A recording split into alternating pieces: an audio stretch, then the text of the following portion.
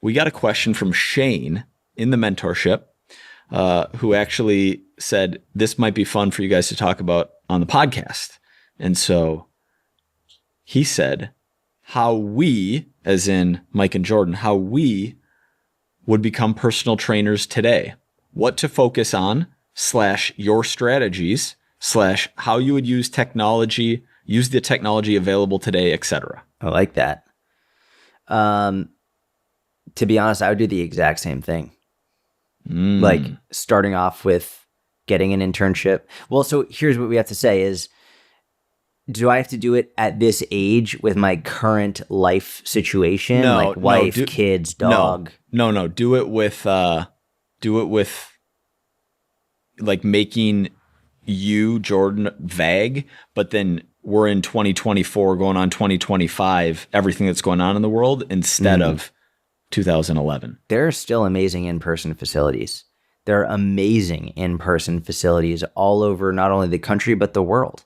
There are extraordinary in-person training facilities, and I would go and I'd try and get an internship. I'd try and work there. And like starting off, if I was young, I'd do it for free. If I was a little bit older, I'd try and get a paid job, and I'd work there and I'd learn from the coaches.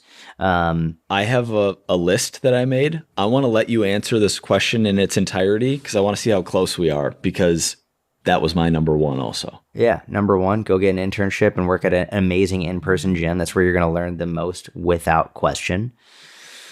And there are great ones. So, I mean, like obviously bias, I would say Cressy Sports Performance. That's one of the ones that I went to. Westside Barbell has some internships as well. Those are both internships that I had.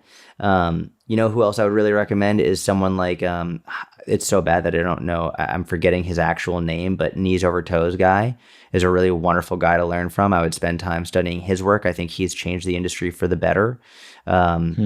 Looking at someone like Alex Viata, I think is a great person to learn from. Yep. Seeing if he has internships with his program. I know he's not in person, but online would be wonderful.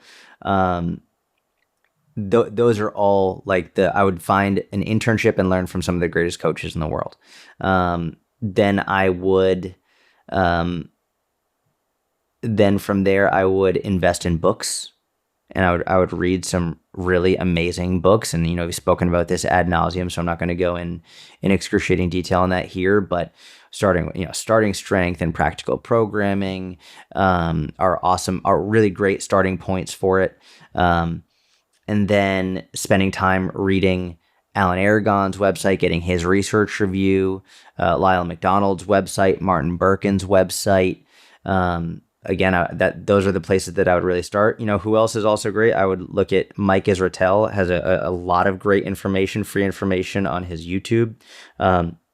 He would be another great person to get free information from. I think he might have a facility. I don't know if that's accurate or not, so don't take my word for it. But another great person to potentially get an internship with. And then from there, I would start coaching people for free. I'd start coaching them for free, both in person and online. I would start doing online earlier than I did. When I first started, I only did in person, but I would start like if I had I would take my cousins and I'd be like, hey, I'm going to write you a program. And I'm going to send you the program. I want you to send me videos. It's so much easier nowadays than it was back then. They've got apps you can use. You can send pictures and videos through your phone. I started doing this before I had a smartphone. So it's like I would start doing that now. I'd be like, hey, here's your program. Do this program. Sending them voice memos, sending them videos. I would start building my systems. I would start coaching people and understanding how this works, doing it for free. And then I would start, once I built up enough of a list of testimonials and enough of my systems, then I would start charging people. And all the while I would be posting on social media. And on social media, I would probably pick one platform, whether it's Instagram or whether it's YouTube or whether it's TikTok, whatever it is, I'd pick one platform. And I would start posting about, number one, like what I'm learning about as an up and coming coach, and making sure people know that I'm learning, I'm a student, I'm not presenting myself as an expert, and also sharing your journey. I would share your journey as a lifter and as someone who's interested in their health. Like share your journey with your progress in your deadlifts and in your squats, in your bench press, in your push-ups, in your splits, in your mile time. Like share your journey with whatever you're doing. I would encourage you to compete in something. Compete in a 5K. compete in a powerlifting competition, compete in an Olympic lifting competition, not because you want to be the best in the world, but because competing alone will make you better. When you decide to compete and you have a date, okay, on this day I have to be the best I can possibly be, you're going to take your training more seriously and it will have more purpose than it's ever had before. And it doesn't have to be a lifting thing. You could like compete in a rock climbing competition. They have speed rock climbing competitions. Compete in that. Compete in a hiking or a rucking competition. They literally nowadays have fitness competitions. They have high rocks. They have CrossFit. Compete in one of these fucking things. Do a local event. Compete. When you have a day of competition, you will train in a way you've never trained before, and you will learn how to train in a way that you wouldn't learn otherwise. And you'll start reading more and you'll start experiencing more. So compete in something and document that journey. And through that, you'll end up getting more clients and just building from there. That's literally what I would do. I love it. You said one social media platform. Which one would you select?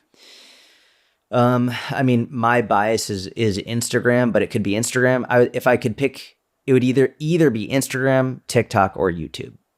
Those would be my three options. That would be like what I would. Yeah, those would be my three choices. Great answer. We're very similar here. So my number one was get a job training clients in person at a gym / become the best coach that I possibly could. And that kind of goes with number two, which is, remember when Gary would talk about get close to the sun, get as close to the sun as you can? That's about who you're getting your internship with or who you're getting your job with. It's not potentially, it's way better for you to get an unpaid internship with somebody who's very smart and very proficient and potentially someone who is a bigger name in the industry, though not necessarily. Being super competent is most important, but getting close to them is going to have them rub off on you, and doing whatever you can to get close to that person and learn from them is going to benefit you massively. You know, Gary talked about D-Rock making content for him, making videos for him for free before he even got a job as an opportunity to work for Gary. You interned for free. I interned for free. Like your time and service and hard work and effort is a huge asset that can put you in a position to, one, meet certain people, but two, more importantly, is learn from those people.